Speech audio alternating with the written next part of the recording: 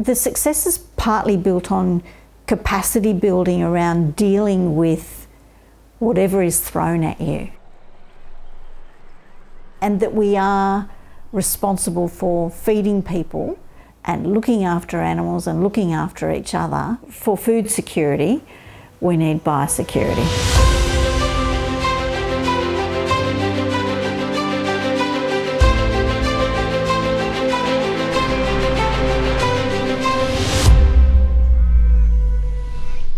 Good morning. I'm Andrew Herbert, manager of, with my wife Tess, of Gundamain Pastoral Company. What's you got the bunk sheets out? They're all running down to outside, but I said this gate just behind me. After I'd had my third child, we made the decision, Andrew and I, to build a cattle feedlot. We were struggling with debt and cash flow and childcare, trying to figure out what to do with our asset, which was the land, and struggling with some succession planning as well. So we built our 6,000 head cattle feedlot on the farm Gundamain in 2000.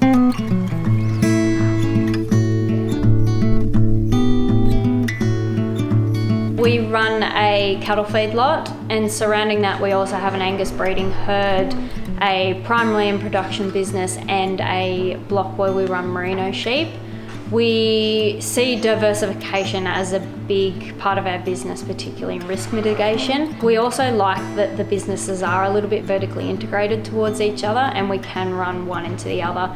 Particularly, for example, at the moment we're running the barley straight off the header, straight into the chaser bin, into the feedlot for those cattle.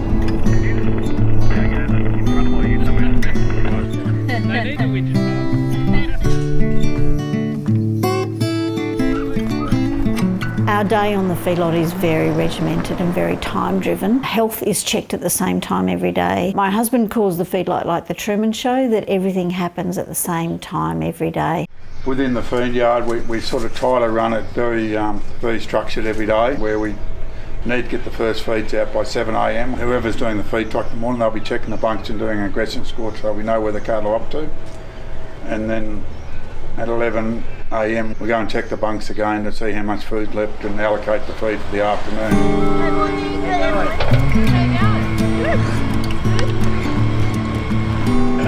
So they've just identified one animal in this pen that may need to be treated, so they're just taking it out of the pen, and it will stay in the laneway until it's then taken up to the yards to be treated. Contingency planning is very important to our business. So how do we cope if things don't go right? How are we aware of it, first of all? And biosecurity awareness is very much part of that. How do we react when things don't look right? If our power fails, if our water fails, if we have an emergency animal disease outbreak, if we have a heat load incident, if we have a fire or a flood, or if anything goes wrong, we're prepared because we've trained our staff in how to respond and react.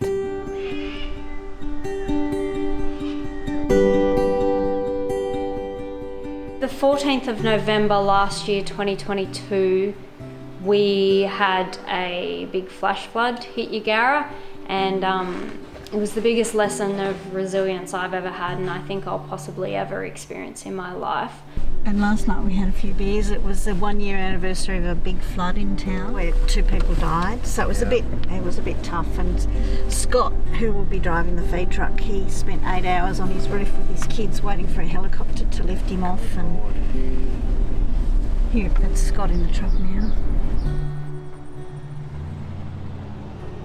To see a town come from an experience like that where, for example, some of our neighbours were riding out of the flood on horseback. They were swimming through the flood with their horses, with their dogs. They were watching sheep float past them. There was not much they could do. You would have thought after a flood that big that the town would be empty and everyone would have left, but it's amazing. Everyone's stuck around and we're still here and we'll still keep going till hopefully we never experience another one, but we'll keep going till the next one.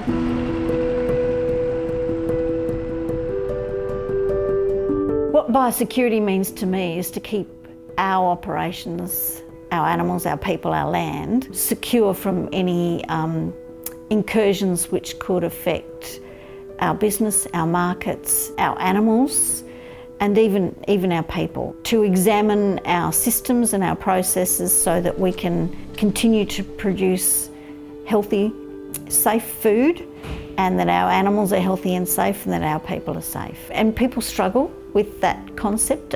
It's difficult for a lot of people to see farms as work sites and as food producing work sites. You need permission to enter. I think it's just seen as open and we'll come and have a look, or I'll climb that fence and have a look at that crop or that animal, but there are consequences to that sort of behaviour. Because we're addressing biosecurity on farm, it's addressing the risk of any emergency animal disease or plant disease or weed incursion, which could affect the supply of our product and the fact that that product may no longer appear on your shelves. We have two main markets. One is a major supermarket and the other is a long-term business that we supply with 100-day fed cattle. And those two are remarkably successful relationships because they need continuity of supply and quality. If we want to continue to forward contract and supply into that supply chain, then we need to be able to assure them that we're supplying healthy cattle and that the crops that we're growing are healthy to be fed to those cattle, and we're audited for that, for biosecurity. It's a risk mitigation tool that we can continue to operate and that we can continue to supply product. Running an intensive operation like the feedlot, it gives us a different view of biosecurity than if we were just running the farming side of the business. Because of the feedlot, it is so intensive. If something were to make it its way in there, it would take off twice as quick as if it did out on a farm. So we have these really high biosecurity practices in the feedlot, and it forces us to be more, not just wary, but more careful.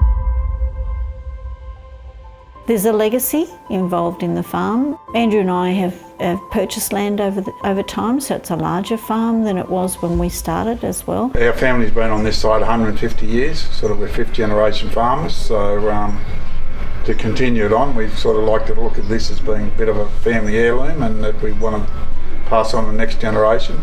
It's the generations before it passed on to us. I think it means big shoes to fill. But also I look at it from the respect that I've got to create my own pair of shoes too, and it makes putting our mark on the next generation of the business difficult because it is such a successful business and it has grown so much, particularly in that last fifth generation.